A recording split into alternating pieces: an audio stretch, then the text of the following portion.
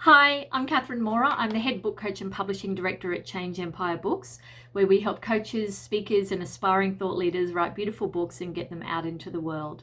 This is Kat's Book Chat, where every day I talk about planning, writing, editing, launching, promoting your book. Today's topic is how and why to do pre-sales of your book. Now, the main reason people do pre-sales is really to get bestseller status or to be more likely to achieve bestseller status, because every category will have a certain number of books that you need to sell in order to be the number one bestseller. Nobody knows exactly what that number is, which is what makes it so tricky. There are calculators out there that I've seen, but to be honest, I don't find them to be very accurate. So what happens is when your book might be coming out, let's say on the 15th of November, your pre-sale might start 2 weeks before on the 1st of November. So in that 2 weeks, any book that you sell won't be delivered to that customer until the 15th of November. So they can buy it, but they won't receive it until the launch date.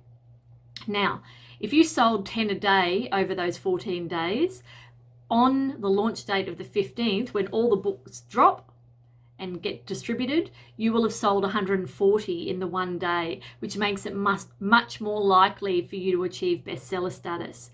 Now, as I said, no one knows what the number is for each category, but certain obscure categories, you might only need to sell 3 books in a day to get bestseller status, but you won't really know that. So you just give yourself a better chance of being a bestseller if you have all the books hit in the first day. Now, there are a few pros and cons, I guess, to doing a pre-sale. Look, you can actually do a pre-sale up to a year before the book release date. That's a really long time. I find this to be an instant gratification society, as I'm sure you do as well. So people don't tend to want to wait for things. So you might want to give them an incentive, for example, for buying early. For example, you could actually keep putting up your price over the pre-sale period. So you might say, look, buy my book today, it's only 99 cents, it's going to go up tomorrow to $1.10, then $1.20, or whatever. Or you might make it jump up quite a lot. You might go from 99 cents to $2 to $3 to $4 to $5 or something. And basically you're encouraging them to buy it earlier because you want to keep getting those sales before the launch date so that you can achieve that bestseller status. And if you decrease the price though, everyone only pays the lower price. So not that you'd want to decrease the price anyway, because there wouldn't be an incentive, but just to let you know. The only exception, by the way, is German Amazon. If you put up the price, they actually cancel all the prior orders. So that's very German, isn't it? Sorry, German people. It's just true. Now, one of the downsides of a pre-sale is that you can't get reviews during the pre-sale period. So anyone who buys your book in that pre-sale period, obviously they can't even collect the book.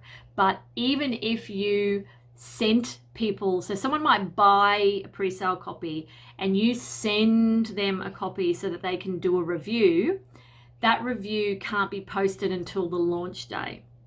Now, why would you do this? That's exactly why you would do it, is to get reviews. So you might send someone a free copy of your book. They call it an ARC, or an advanced reader copy. That person could read your book. So this would be someone on your launch team or perhaps a reviewer. They read your book, they write their review, they're like ready to post the review. And then on launch day, you basically message everyone and say, hey, can you post that review? And the review goes up. Now that person has actually bought a copy of the book, which means that when they write their review, it shows as a verified purchase. So they've had the chance to read it before because you sent them a copy, but they had already bought it anyway. And it just gives them a chance to actually post the review on launch day rather than then waiting 2 weeks until they've read the book and then posting the reviews, if that makes sense.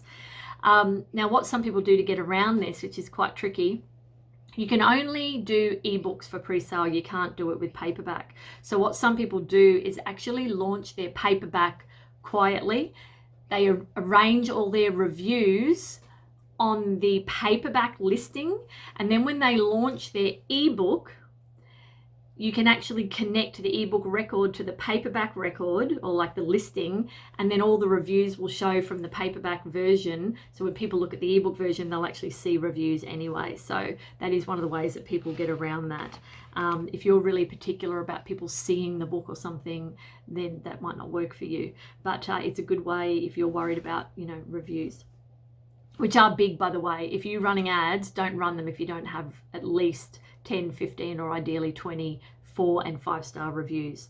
Okay, what have I put here? I'm just looking at my notes here. Yeah, I think that's pretty much what everything. I did my pre-sale as 6 weeks. No, I think I did it as 3 months.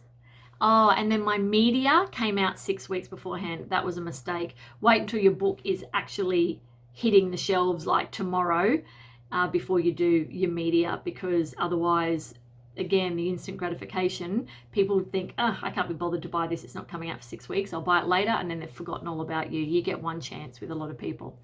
So hopefully that was helpful. Drop me any questions in the comments below. Send me a PM if you want to talk about your book idea. And I'm going to drop a link to my 45-step book writing and publishing checklist. And until next time, happy writing.